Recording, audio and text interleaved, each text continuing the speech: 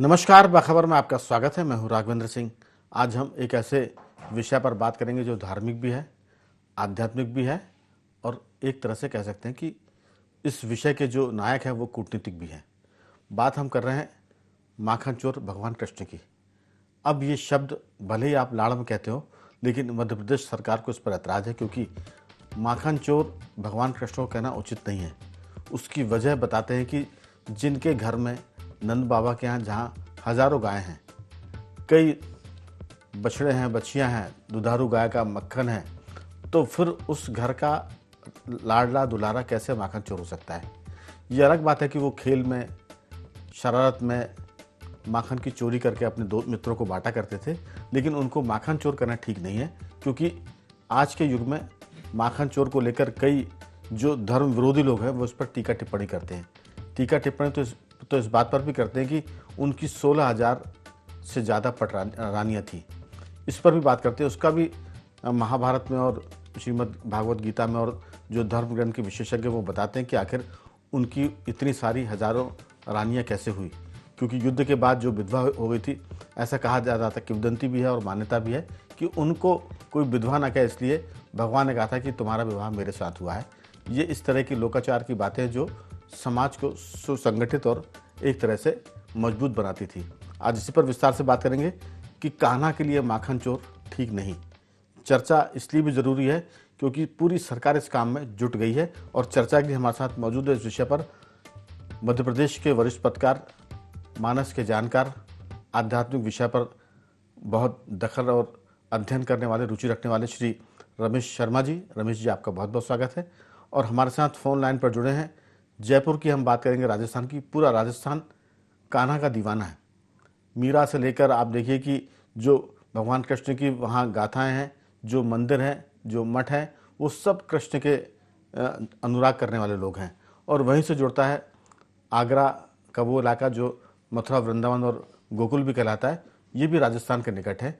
और उससे अगर हम आगे बढ़ते हैं तो फिर गुजरात लगता है, जहाँ द्वारकाधीश की नगरी, जहाँ भगवान कृष्ण ने 100 साल से अधिक समय तक अपना शासन किया और ये बताया कि किस तरह से धर्म में कूटनीति भी होती है, अध्यात्म भी होता है और उसमें मुक्ति भी होती है। तो इस पर विस्तार से बात करेंगे। फ़ोन लाइन पर हमारे साथ जुड़े हैं हम मध्य प्रदेश के युवा पत्रकार श्री गौरव चतुर्वेदी जी। गौरव जी, आपका भी बहुत बहुत स्वागत है। राजस्थान के सामाजिक कार्यकर्ता सूरज सोनी जी भी फ़ोन पर हैं। सूरज जी, आपका भी स्वागत है। चर्चा की शुरुआत शर्मा साहब आपके साथ करना चाहते हैं।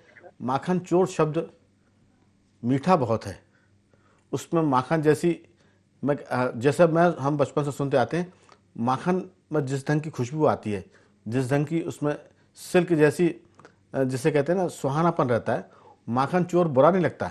लेकिन अगर इस पर ऐतराज़ भी है तो वो ऐतराज़ भी काबिल गौर है, मुझे लगता है। आपकी राय, इसको आप किस ढंग से देखते हैं? देखिए, निश्चित रूप से ये दो बात हुई। एक तो भगवान कृष्ण के लिए माखन चोर शब्द का उपयोग, और दूसरा हमारे ग्रंथों में उनकी जो बाल लीला है उसका वर्णन। ये दोनों बिल्कुल अलग अलग बातें हैं जी। क्योंकि माखन चोर शब्द हमारी कथाओं के द्वारा या हमारी भजन कीर्तन से कहीं ना कहीं वो जो लीलाओं का वर्णन होता है, वो आपने बिल्कुल ठीक कहा कि वो मिठास की तरीके से घुल गया है और उनकी लीला के रूप में माना है। अगर हम अब दूसरा पक्ष देखें कि हमारे ग्रंथों में उनकी बाल लीलाओं में माखन चोर के बारे में क्या लिखा हुआ है। हमारे 18 पुराण हैं, लगभग सब पुराणों में भगवान कृष्ण की कथा आती है, लेकिन 3 पुराण ऐसे हैं जिनमें भगवान कृष्ण को लेकर के ज्यादा विस्तार से बात है। एक श्रीमद् भागवत है, और दूसरी विष्णु पुराण है, और तीसरा जो ब्रह्म वैवर्त पुराण है। ये 3 जो हमारे ग्रंथ हैं, इन ग्रंथों में भगवान कृष्ण का वर्णन आता है। श्रीमद् भागवत के 10वें स्कंद में भगवान कृष्ण की बाल लीला का भी वर्णन है, रास लीला का भी वर्णन है, कुछ और उनकी लीलाओं का वर्णन है। लेकिन उसमें ये कहीं नहीं लिखा हुआ कि भगवान कृष्ण ने जाकर के किसी का माखन चुराया। एक बार सारे नंदगांव की सारी जो हमारी गोपिकाएं थी, वो समूह बना करके माँ यशोदा के पास आती हैं और उनसे ये शिकायत करती हैं कि तुम्हारा लाला अपने सारे संगी साथियों के साथ घर में घुसता है और माखन चुरा के खाता है, खुद भी खाता है, इन सबको खिलाता है। और कई बार जब हम ऊपर टांग देते हैं, ये श्रीमद् भागवत में आया है, बाल लीला में, कई बार हम जब ऊपर टांग देते हैं तो वो ठीक उसी स्थान पर नीचे से छेद करता है मटकी में, जहां से पूरा का पूरा माखन आ जाए, और माखन खाता भी है और बिखेर भी देता है। और इसके साथ वो और शिकायतें भी करती है कि हमारे घर को गंदा करता है। एक लंबा प्रसंग है, लेकिन इस प्रसंग में जानते हैं राघवेंद्र जी क्या लिखा हुआ है श्रीमद् भागवत में? जी। कि जब सारी गोपिकाएं ये शिकायत कर रही थीं तो मन ही मन वो मुस्कुरा भी रही थीं, और जब वो मुस्कुरा रही थीं और शिकायत वो माता यशोदा से कर रही थीं, लेकिन वो सारी गोपिकाएं कृष्ण जी की ओर देख रही थीं और मन ही मन मुस्कुरा रही थीं।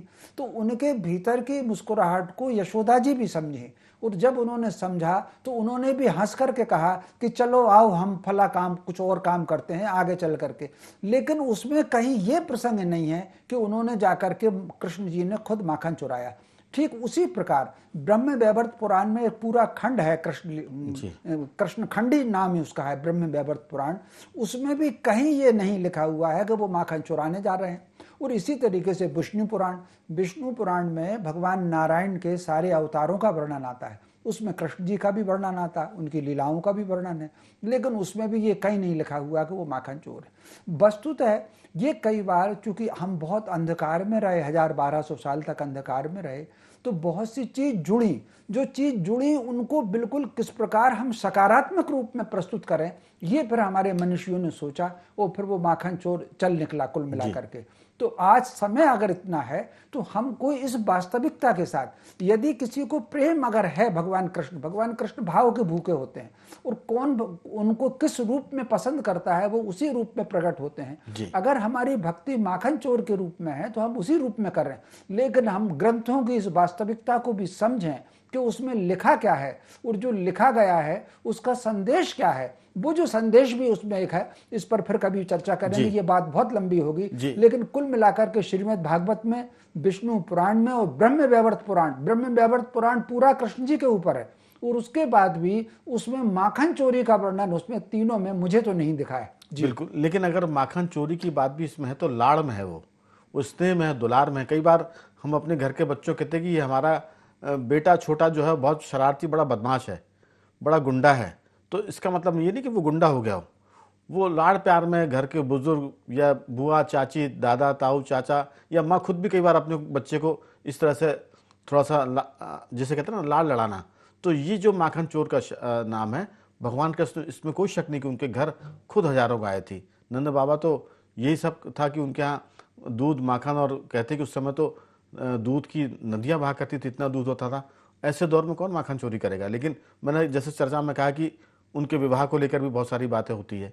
ये भी कहते हैं कि जो धर्म के आलोचक हैं वो ये भी कहते हैं कि भगवान कृष्ण बड़े शरारती थे और बड़े जिसे कहते थे रसिक थे, लेकिन वो रसिक उनका अपनी गोपियों के साथ उनका जो नृत्य करते थे, जो रास करते थे, तो बहुत सारी बातें जिसका संदर्भ अलग है और कहने का ढंग अलग है, इसी को लेकर मुझे लगता है कि द्वंद्व है। और उसके चलते सरकार ने यह फैसला किया हुआ कि हम माखन चोर शब्द का जो टैग है वो इसको हटाने की बात करेंगे या इसको सही संदर्भ में समझने की बात करेंगे। मेरे साथ गौरव जी भी हैं। गौरव जी, आप आवाज सुन पा रहे हैं? जी हाँ, दरअसल ये मामला धार्मिक भी है, आध्यात्मिक भी, और कृष्ण के हम चरित्र को देखें तो जिस ढंग से उन्होंने महाभारत का युद्ध लड़ाया और बहुत सारी समस्याओं से निजात दिलाई, उसमें उनकी कूटनीति भी थी, चतुराई भी थी, और उनका भोलापन भी था, उनका लड़कपन, सारी चीज़ें थी। तो कहते ना भगवान कृष्ण पूरी संपूर्ण कलाओं से, 16 कलाओं से थे।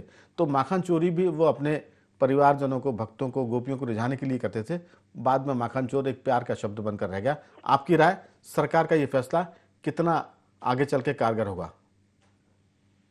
नहीं, देखिए, मुख्यमंत्री मोहन यादव जी श्री कृष्ण की भक्ति में लीन तो हैं, लेकिन एक रामचरितमानस की चौपाई है, राघवेंद्र जी सभी ने पढ़ी है, जानी है, जाकी रही भावना जैसी प्रभु मूरत देखी तिन तैसी। हालांकि अलग संदर्भ में है, लेकिन अगर सार्वजनिक संदर्भ में देखा जाए तो हम भगवान को जिस रूप में देखना चाहें उस रूप में देख सकते हैं। बिल्कुल। अभी रमेश जी जो बात कर रहे थे कि बाल लीलाओं का वर्णन है, अलग अलग तरीके से पुराणों का उन्होंने जिक्र भी किया, लेकिन जो देश में सनातन काल से और पौराणिक कथाओं के आधार पर जो श्री कृष्ण की एक जो छवि बनी है, और एक ऐसी छवि कि उनकी माखन चोरी को भी मिठास भरा, आपने स्वयं कहा है, मिठास के तौर पर स्वीकार किया जाता था, क्योंकि वो एक मस्ती का अंदाज होता था, हास्य कम अंदाज होता था। तो ऐसी परिस्थिति में भगवान कृष्ण माखन चोर थे या नहीं थे, ना आप बता सकते ना हम, लेकिन जो लीलाओं में वर्णन रहा है और उससे जो भगवान श्री कृष्ण की एक छवि आम इंसान के मन में व्याप्त है, जिन्होंने श्री कृष्ण की लीलाओं को नहीं देखा, सिर्फ सुना है, तो वो लीला को भी माखन चोरी के तौर पर ही लेते हैं। एक अच्छा कदम इसे यूं भी नहीं कह सकता हूं कि अनावश्यक तौर पर और अनावश्यक वक्त पर, जो वक्त नहीं था, जब इस मुद्दे पर कोई बात नहीं हो रही है, तो माखन चोर का जिक्र करना या माखन चोर को लेकर के रोक लगाने की बात करना उचित नहीं है, क्योंकि वो अब संतों से और कथावाचकों से आग्रह करेंगे कि माखन चोर का वर्णन इस तरीके से किया जाए। तो क्या वो पुराने ग्रंथ जो हैं, जिन ग्रंथों में उसका वर्णन है, क्या सूरदास जी ने जो मैया मोरी मैं नहीं माखन खायो लिखा है, क्या गलत तरीके से लिखा? उन्होंने भी वर्णन ही किया है, एक मोहब्बत भरा, प्रेम भरा वर्णन किया है। और हर आदमी के मन में, हर इंसान के मन में ये भाव है कि कृष्ण की माखन चोरी स्वीकार थी। बिल्कुल। किसी की भी चोरी कभी स्वीकार नहीं की जाती, लेकिन कृष्ण की माखन चोरी स्वीकार थी। और आज भी आम धर्मालु यह कोशिश करता है कि भगवान श्री कृष्ण आए उसके घर और माखन चुरा कर ले जाए। तो ये जो विवाद खड़ा करने की कोशिश की जा रही है, जिस तरीके से बातें की जा रही हैं, वो अनुचित है। माखन चोरी, गौरव जी, विवाद तो नहीं है, माखन चोर कोई गलत शब्द नहीं है जी। ये इस पर विवाद नहीं है हमारा। ये हम इसको ऐसे भी समझ सकते हैं कि ये जो सारा मामला राम युग के बाद पूरा देश कृष्ण युग की तरफ जा रहा है, क्योंकि राम के बाद अब कृष्ण की बात हो रही है। तो और संयोग से कृष्ण के वंशज के रूप में मोहन यादव मुख्यमंत्री हैं, तो उनको लगा कि मैं भी लगे हाथ अपने जो पुरखे हैं, जो पूर्वज हैं भगवान कृष्ण, उनके बारे में जो कुछ बेहतर हो सकता है, जो और अच्छा हो सकता है, उसको करने की कोशिश है। लेकिन जो आपने कहा कि भगवान कृष्ण की, लाला कृष्ण की, कान्हा की, अब उनको तो लाड़ा लोग कलूटे भी कहते थे, करिया भी बोलते थे, लेकिन ये सब लाड़ के शब्द है। और जिनके यहाँ से वो माखन चोरी करते थे, वो भी ये सोचते थे कि अगर कान्हा उनके घर आके माखन चोरी करता तो बार बार आके चोरी करे, ताकि इस बहाने कान्हा की शिकायत करने यशोदा मैया के पास जाए और कान्हा को पकड़कर उसको डांट पड़वाएं और उसके बाद सब आनंद ले। तो मुझे लगता है कि वो लीला का पूरा मामला है। भगवान कृष्ण की जो बाल लीला है, उसी में माखन चोर का शब्द है। और आगे चल के हमें लगता है कि धीरे धीरे इस बात में जो आपके मन में है, जो मेरे मन में है, जो आम जनता के मन में आएगी बातें, उसका भी मुझे लगता है कि निराकरण सरकार की तरफ से जो ज्ञानी लोग आएंगे, जो विशेषज्ञ आएंगे, वो करेंगे। माखन चोरी का मतलब ये नहीं है कि वो कोई गलत है, वो उनकी लीलाओं में शामिल है। लेकिन मैंने कहा कि राम के बाद अब कृष्ण युग की तरफ देश जा रहा है, तो जो कृष्ण के सर्वाधिक भक्तों में शामिल था राजस्थान, मीराबाई जिसको जानते हैं, वैसे तो अफगानिस्तान तक रस खान भी कृष्ण के भक्त थे, और गुजरात तक मैंने जिक्र किया कि गोकुल, नंदगांव से लेकर बरसाने और वृंदावन से होकर अगर आप जाएं तो पूरा राजस्थान, और उसके बाद फिर गुजरात की बात करें तो बहुत सी चीज़ें। जयपुर से जुड़ गए हमारे साथी जो सामाजिक कार्यकर्ता है सूरज सोनी जी। सूरज जी, आपकी राय, माखन चोर बड़ा प्रेम का और बहुत मीठा शब्द है, इसको लेकर क्या टिप्पणी है आपकी? जी देखिए कि मैं तो बहुत ज्यादा इस चीज से हतप्रभ भी और खुश भी हूँ, लेकिन ये जो कदम है सरकार का, ये सरकार की स्तर पर तो कुछ भी हो सकता है, लेकिन जब हम समाज की बात करते हैं तो हम पाते हैं कि कृष्ण तो पूरे भारत के लोगों के कण कण में, दिल दिल के अंदर बसे हुए हैं। और राजस्थान की माटी में तो पूरा कृष्णमय माहौल है। चाहे जयपुर के गोविंद देव जी हो, चाहे करौली के मदन मोहन जी रहे हो, चाहे गोपीनाथ जी रहे हो, चाहे श्रीनाथ जी रहे हो, चाहे सौल्या सेठ रहे हो, तो लोग अपने जीवन के हर हिस्से के अंदर भगवान को पाते हैं। राघवेंद्र जी, मेरा जो बेटा है वो बचपन से ही लड्डू गोपाल जी की जो प्रतिमा है उसको लेकर के रहता है, उनके साथ में उनको खाना भी खिलाता है, भोग लगाता है, उनकी बातें करता है, मजाक करता है, शरारतें करता है। तो ये जो चीज है कि ये उनके बाल स्वरूप के लिए मतलब माखन चोर कहा गया शुरू से। और अभी जन्माष्टमी गई है तो पूरे देश में लोगों ने जो है वो अलग अलग तरीके से अपने छोटे बच्चों को भगवान के स्वरूप में कपड़े पहनाए, सजाया, हांडी फोड़ी है। तो ये सब एक हमारे आनंद का, उत्साह का, मिठास का एक स्वरूप है, और लोग भगवान को अपने पूरे परिवार का हिस्सा मानते हैं। तो वो बाल स्वरूप के लिए जरूर का है। और ये जो बात है जो हमने पढ़ा अब तक की, उसमें यही आता है कि हम जो देख रहे थे बाल जो कृष्ण की लीला थी महाभारत के सीरियल में, उसमें यह था कि जो सुदामा है उनका दोस्त है, एक मधु मंगल था, सुगल था, घोष था, ये सब लोग उनकी टोली में शामिल छोटे छोटे बच्चे थे। तो जब ये जो मधु मंगल है जिसका वर्णन आया था कि वो बड़े कमजोर से लग रहे थे, तो उनको ये कहा कि भाई तुम तो बहुत कमजोर हो। तो वो कहते हैं कि मैं तो आप तो सब आपके घर में इतनी गाय है, मक्खन है, मेरे घर पे कौन सा मक्खन है, मैं तो कड़ी पीता हूँ। तो उन्होंने वही एक मटकी में से निकाल के उसको माखन खिलाया कि ये तू तो खा। तो गोपियों ने देखा और वो सब जो लीलाएं हमने देखी वो आ रहा था। लेकिन कहने का मतलब ये है कि ये जो संस्कृति और हमारा जो कल्चर है इसमें कृष्ण विराजमय है। और बसे हुए मैं राजस्थान की बात करूं तो हमारे यहाँ तो जयपुर के महाराजा है वो 18वीं सदी के अंदर वृंदावन से वो मुख्य प्रतिमा है लेकर के जयपुर में आए और गोविंद देव जी को यहाँ बिठाया था। करौली के महाराजा जो गोपाल सिंह जी थे वो मदन मोहन जी को लेकर के गए थे। जयपुर के जो राणा राज सिंह जी है वो श्रीनाथ जी को लेकर के आए। तो सब लोग कृष्णमय माहौल में जीते हैं और उसी में आनंद पाते हैं। अपने जीवन की जो पश्चिम में तमाम टेंशनें होती है यूरोप के अंदर उनको छोड़ते हुए और उनके नक्सर स्वरूप को मानते हैं, खुश होते हैं, अपनी तकलीफों को भी छोड़ देते हैं। बिल्कुल जीवन का हिस्सा है कृष्ण, हमारे जीवन का हिस्सा है। कोई सरकार इस पे जो है अपनी भावना कुछ भी हो सकती है सरकार का, लेकिन लोगों पे इसका भी फर्क पड़ने वाला नहीं है। बिल्कुल आपने ठीक कहा। दरअसल सरकार अभी अपनी तरफ से कुछ नया करना चाहती है, मुझे ऐसा लगता है। उस नएपन में कभी किसी ने चर्चा में जिक्र किया होगा कि कृष्ण की माखन चोरी को लोग निगेटिव उसमें लेते हैं, नकारात्मक उसमें लेते हैं, तो किसी भक्त ने कहा होगा कि साहब इसके बारे में अभियान चलाने की जरूरत है। जबकि ये तो हर कोई चाहता है कि कृष्ण चोरी करे, मैंने जिक्र किया। और मैं तो ये भी शर्मा साहब शायद इस बात से सहमत होंगे कि वो माखन अकेले माखन चोर नहीं थे, वो मन के चोर भी थे। जब वो वृंदावन से गए, वो मथुरा से गए, तो पूरी गोपियों का और ग्वालों का मन लूट जीत कर ले गए थे। जब तक वो वापस नहीं आए भी तो कुछ समय के लिए आए थे, लेकिन पूरा गोकुल, पूरा वृंदावन उदास हो गया था, क्योंकि मन को चुरा के ले गए थे। कृष्ण की जो लीला वो बहुत आकर्षित करने वाली है।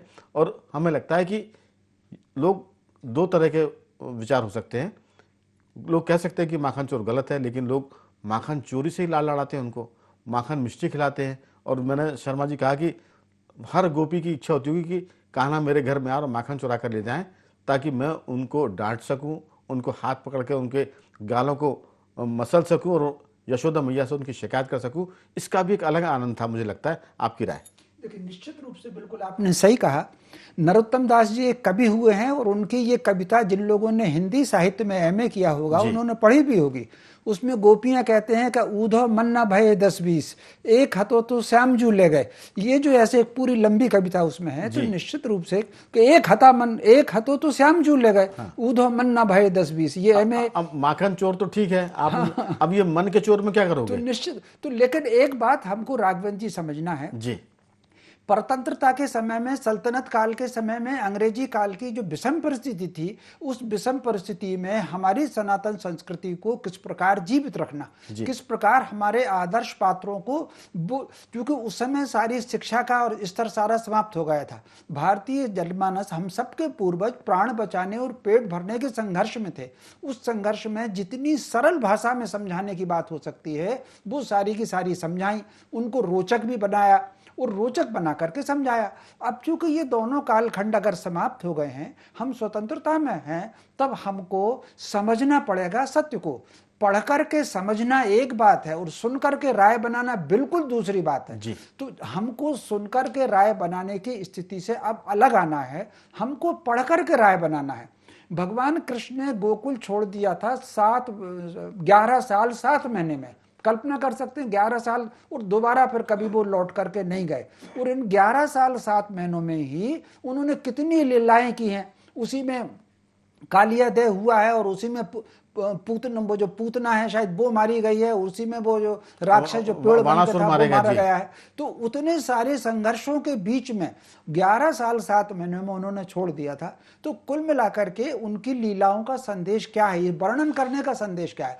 फिर कुछ चीजें ऐसी राघवेंद्र जी हैं जो हमारे ग्रंथों में नहीं लिखी, लेकिन प्रचार में एक उदाहरण में प्रसंग से हट के देता हूं। वाल्मीकि रामायण में और तुलसीकृत रामायण जो गीता प्रेस से छप के आती हैं, इसमें कहीं नहीं लिखा है कि लक्ष्मण जी ने रेखा खींची, दोनों रामायणों में नहीं है। हाँ, राधे श्याम रामायण में और वो जो एक और है वो उसमें है, लेकिन सब एक धारणा ही बन गई कि लक्ष्मण जी ने रेखा खींची। तो इसी तरीके से ये माखन चोर की भी धारणा बन गई है। अब हमको सत्य को समझना है, सत्य को समझ करके उस बात को समझना है। प्रेम में आकर के हम कुछ कह दें, जैसा कि आपने कहा कि हम अपने बच्चे को बदमाश कह देते हैं, हम अपने आराध्य को किस रूप में ले रहे हैं वो उसी रूप में आपके सामने प्रकट होंगे। लेकिन उसके साथ हमको ये सांख्य का ज्ञान का सब भक्ति 3 प्रकार की है, तो उसमें जो ज्ञान की भक्ति है वो और भाव की भक्ति है, इन दोनों में अंतर आता है। इसका वर्णन गीता में भगवान कृष्ण ने किया है। तो भगवान कृष्ण योगेश्वर हैं, भगवान कृष्ण कर्मेश्वर हैं। भगवान कृष्ण ने जो संसार त्यागा है वो 2 अलग अलग पुराणों में उनकी आयु है,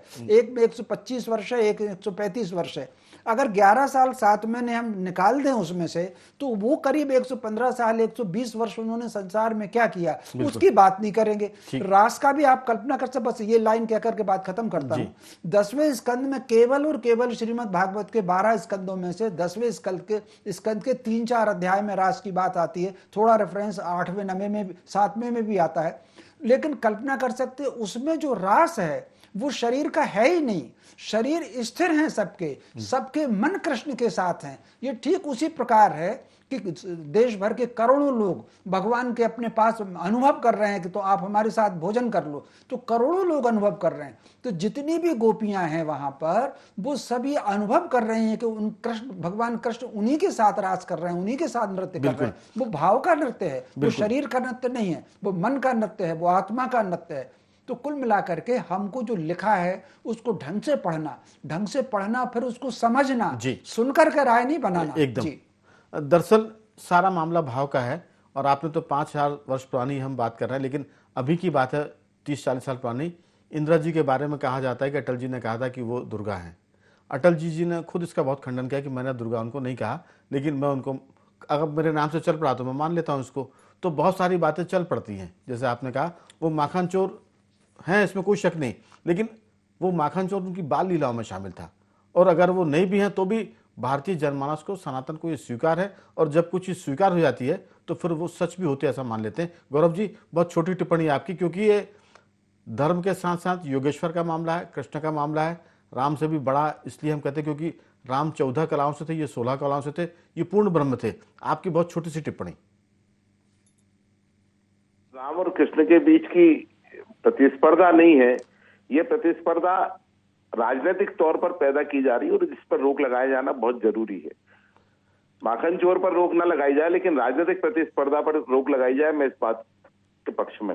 देखिए, राजनीतिक प्रतिस्पर्धा एक अलग मामला है। ये मैंने कहा था कि ये राम के युग के बाद कृष्ण युग की शुरुआत हो रही है। अगर सियासत की बात भी करें, क्योंकि राम मंदिर बन गया है, अब कृष्ण की बात हो रही है, और संयोग से मध्य प्रदेश के मुख्यमंत्री कृष्ण के वंशजों में शामिल है, डॉक्टर मोहन यादव। अब उनको लगता है कि राम जी का काम तो पूरा हुआ, अब जो कृष्ण का काम है उसको वो बढ़ाएं, और कमान मध्य प्रदेश के उनके हाथ में है। तो वो जैसे तैसे करके इस मामले को कई ढंग से, ताकि लोगों का ध्यान आकर्षित हो। माखन चोर तो अपनी जगह है, वो अगर कोई हटाना भी चाहेगा इस टैग को तो कम ही लोग इस टैग को हटाएंगे, क्योंकि माखन चोर में जो लाड़ है, जो मिठास है, वो किसी और में महसूस नहीं हो सकती। सूरज जी, आपकी छोटी सी टिप्पणी। भगवान और भक्त के बीच का मामला है कि भक्त भगवान को किस रूप में जानता है, किस रूप में महसूस करता है, किस रूप में वो अपनी भावना को जागृत करता है। तो मैं समझता हूँ किसी भी सरकार को या प्रशासन को उसके बीच में नहीं आना चाहिए। भगवान के और भक्त के बीच में लोगों की भावनाएं हैं, वो लोग चाहे जिस रूप में उनको पूजे समझे, हाँ, लेकिन कोई उस धार्मिक भावना को आद करने के लिए, हमारे उस आराध्य के लिए उस कंटेंट को गलत रूप से परोसता है, तो उसके खिलाफ जरूर सरकार को कार्रवाई करनी चाहिए। लेकिन ये जो बाल सुलभ शब्द है और है, इनके बीच में सरकार को डायरेक्ट पार्टी नहीं बनना चाहिए। नहीं, इसमें सरकार पार्टी नहीं, बल्कि सरकार इसके इस बीच में जो भ्रम है उसको लेकर पार्टी बनेगी, और वो उसमें वो भ्रम दूर करने की बात होती तो कोई दिक्कत नहीं है, क्योंकि भगवान कृष्ण को लोग रसिया कहते हैं। अब ये भी कहते हैं कि वो तो हर कहीं प्रेम लड़ाते थे, लाड़ लड़ाते थे। तो ये कृष्ण के बारे में गलत है। लोग कहते थे कि किसी अगर नौजवान बच्चा कहीं बहुत स्मार्ट बन के जाता, लोग कहते हैं तू तो बड़ा कान्हा बना घूम रहा है। तो कान्हा का शब्द ये नहीं कि कोई लड़कियों से छेड़छाड़ करने वाला, लड़कियों की संगत में रहना। कान्हा का मतलब है कि गोपियों के साथ प्रेम, और उनका प्रेम आध्यात्मिक था। इसको समझने की जरूरत पड़ेगी। मुझे लगता है कि भगवान को तो जड़ चेतन सब में देखते हैं हम तो वनस्पतियों में पीपल को भी कृष्ण के रूप में जानते हैं। पांडवों में हम अर्जुन को कृष्ण के रूप में जानते हैं। तो बहुत सारी ऐसी बातें, जो चीज़ें श्रेष्ठ हैं उसमें कृष्ण है, चाहे वो माखन हो या फिर दूसरी कोई बात हो। तो तीनों मेहमानों का मैं धन्यवाद करता हूँ। शर्मा जी आपका बहुत साधुवाद, सूरज जी आपका बहुत बहुत धन्यवाद, और गौरव जी आपका भी बहुत बहुत साधुवाद कि आपने चर्चा में हिस्सा लिया। तो बखबर में आज सिर्फ इतना ही। बंदे रहिए हमारे साथ और देखते रहिए IND24।